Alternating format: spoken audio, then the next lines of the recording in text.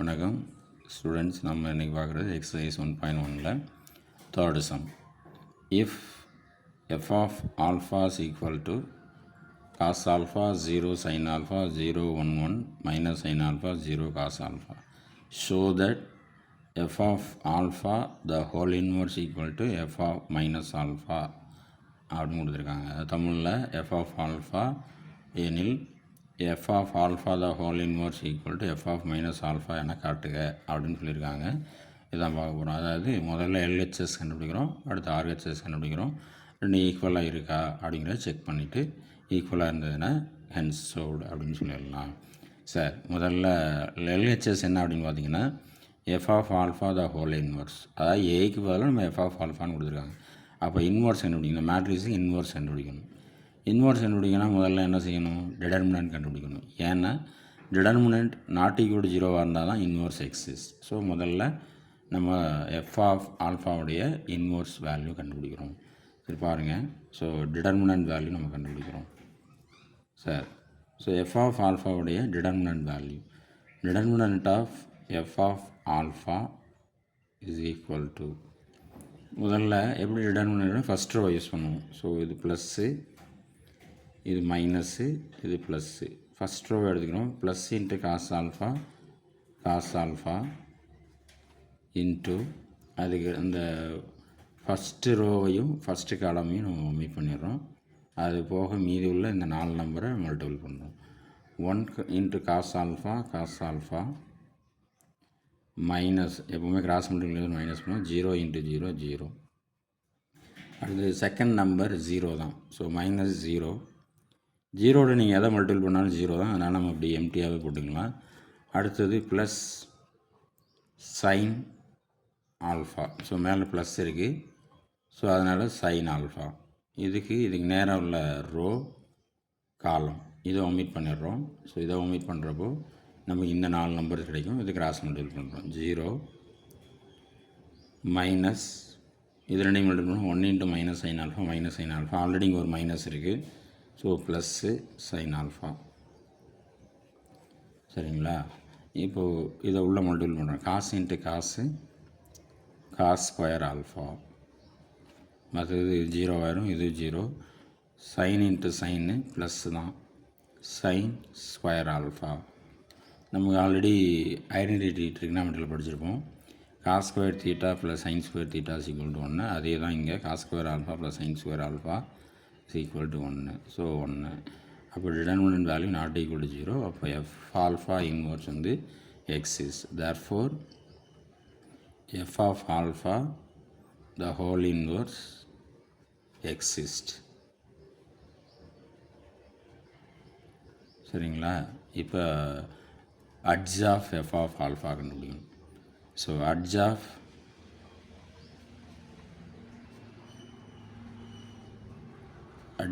F of alpha எப்படி கண்டுபிடிக்கிறது? நம்ம இதுக்கு ஒரு ஷார்ட்கட் 3x3 மேட்ரிக்ஸுக்கு ஒரு ஷார்ட்கட் யூஸ் பண்ணுவோம். எப்படின்னா கிவன் மேட்ரிக்ஸை இதை ஒரு தடவை அப்படிங்க எடுத்து எழுதிக்குவோம். ஃபஸ்ட் நான் அதை எழுதிக்கிறேன். Cos alpha 0 sine alpha 0 1 0 minus sine alpha 0 cos alpha. First 2 column நான் ரிப்பீட் பண்ணுறேன். Cos alpha 0 minus sine alpha 0 0 1 0. First 2 ரோவை நான் ரிப்பீட் பண்ணுறேன். மேலே அந்த ஃபஸ்ட் ரோவை கீழே எழுதுகிறேன். So cos alpha 0 sine alpha cos alpha 0. அடுத்து 2வது ரோவை நான் ரிப்பீட் பண்ணுறேன். 0 1 0 0 1. எப்போவுமே நம்ம என்ன செய்யணும், ஃபஸ்ட்டு ரோவையும் ஃபஸ்ட்டு காலமையும் நம்ம ஒமிட் பண்ணிடுவோம். ஒமிட் பண்ணிட்டு ரிமைனிங் உள்ளதை அப்படியே மல்டிபிள் பண்ணி எழுதுவோம். இப்போ அந்த நிலையில் கவனிங்க. ஸோ அட்ஜ் ஆஃப் நம்ம கண்டுபிடிக்கிறது adj of F of alpha is equal to, இது கிராஸ் மல்டிபிள் பண்ணணும். 1 இன்ட்டு காஸ் ஆல்ஃபா இதை மல்டிபிள் பண்ணால் 0. ஸோ 0 போடணும்னு அவசியம் இல்லை. அடுத்து இது ரெண்டையும் மல்டிபிள் பண்ணால் 0 into sine alpha 0, 0 into cos alpha 0.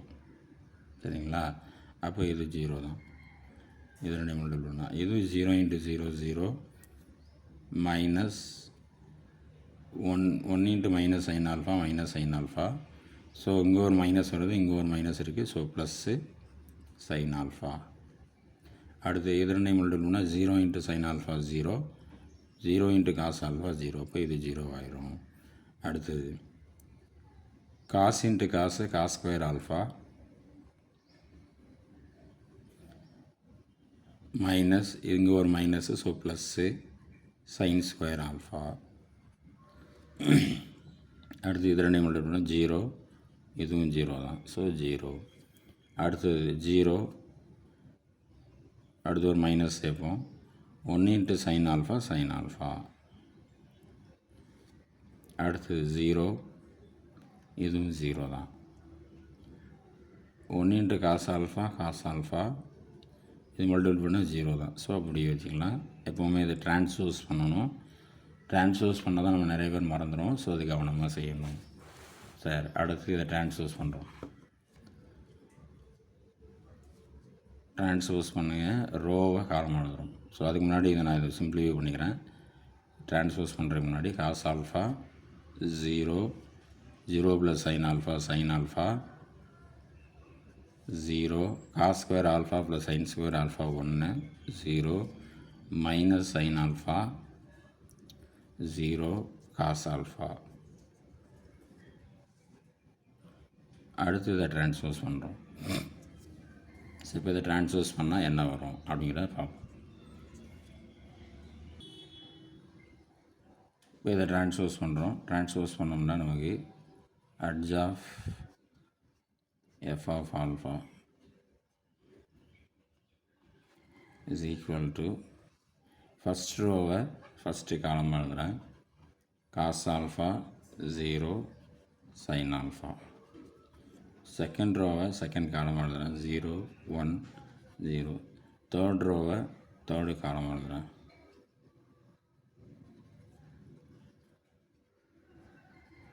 So இதை எழுதிட்டோம். இப்போ நம்ம என்ன கண்டுபிடிக்கணும் அப்படின்னு பார்த்தீங்கன்னா adj A. So adj A adj of F of ஆல்ஃபான்னு சொல்கிறோம். இப்போ இன்வர்ஸ் கண்டுபிடிக்கணும். F of alpha the whole inverse. Formula நமக்கு 1 determinant of f of alpha into adj of f of alpha. இதில் அதோட வேல்யூ சப்ஸ்டிட் பண்ணணும். எஃப் ஆஃப் ஆல்ஃபாவோட வேல்யூ நம்ம 1ன்னு கண்டுபிடிச்சிருக்கோம். இப்போ adj of F of alpha நம்ம மேலே இது கண்டுபிடிச்சிருக்கோம். அது அப்படியே இங்கே எழுதிக்கிறோம். Cos alpha 0 minus sine alpha 0 1 0 sin alpha 0 cos alpha. So இது f of alpha the whole inverse கண்டுபிடிச்சோம். இது 1 எல்ஹெச்எஸ் கண்டுபிடிச்சிட்டோம்.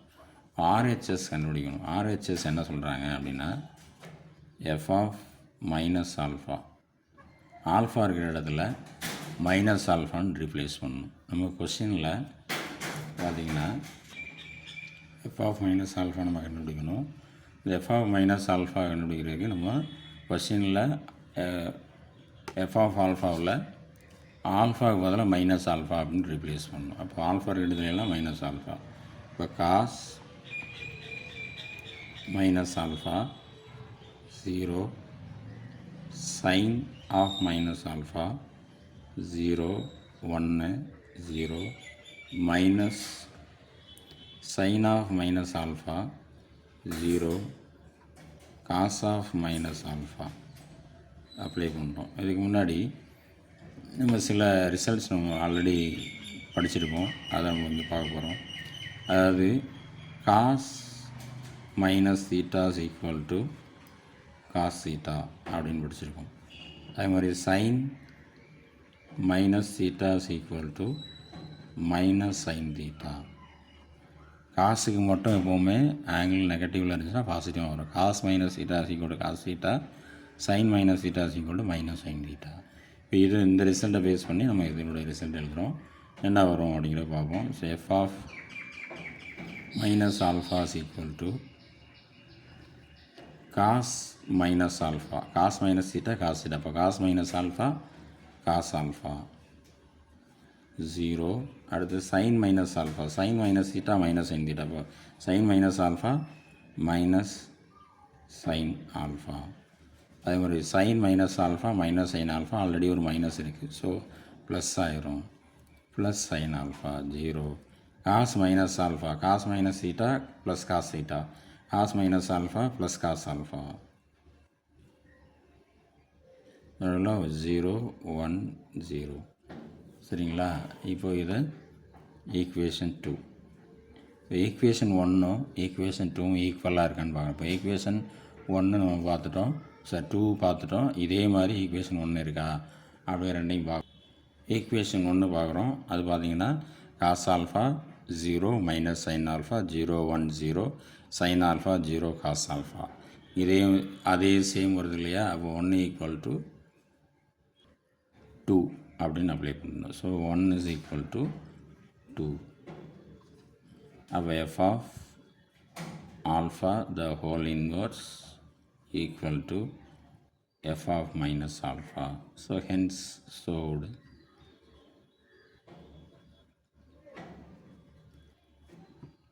Okay.